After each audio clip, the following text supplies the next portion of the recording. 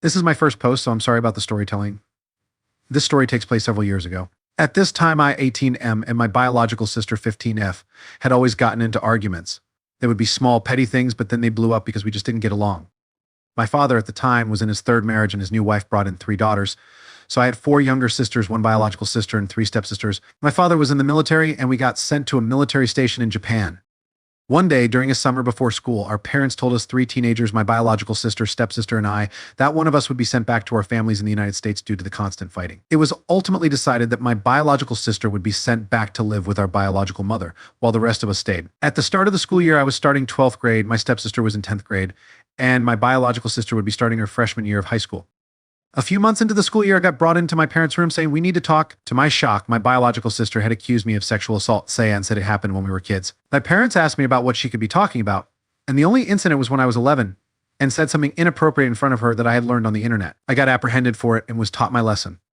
My parents and my 3 younger stepsisters learned that my biological sister is a pathological liar and was caught multiple times in lies. My parents said that due to this, I was no longer allowed to babysit my 2 younger siblings still in elementary school, and that I had to always be with my teenage stepmother or an adult when around them. When I called them out for believing a pathological liar, they said, "We don't believe her, but we have to take this seriously."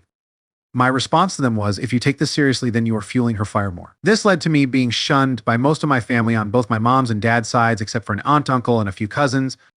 Fast forward 2 years later, I am about to be shipped out into the military with my aunt and uncle, who didn't believe my biological sister. I got a call from my biological mother saying that my biological sister was in a hospital for attempting self-harm. I asked how this pertained to me, as she knew how I felt about my sister, and she said that with her recovering from the incident, the truth came out, she had fabricated the association. Immediately, my mother apologized to me and said that my biological sister's reasoning was, "He seems so happy over there." I thought nothing of it and accepted my mother's apology.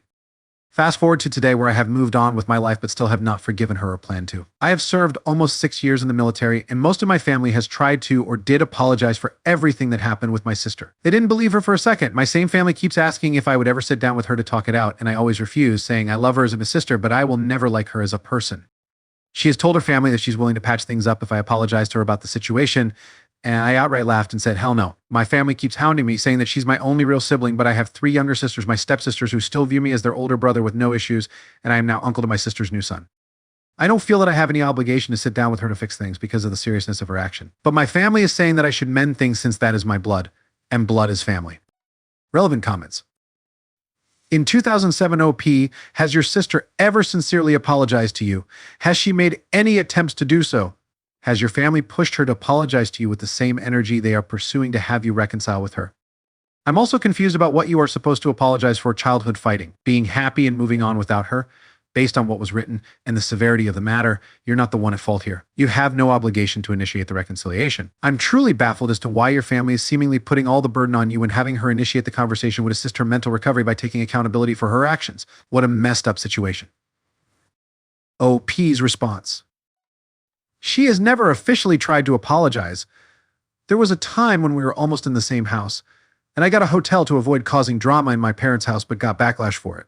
They have not pushed her at all to my knowledge. I don't know where she is now, and she blocked me on everything. I unfollowed her on everything and haven't tried to reach out, to be honest.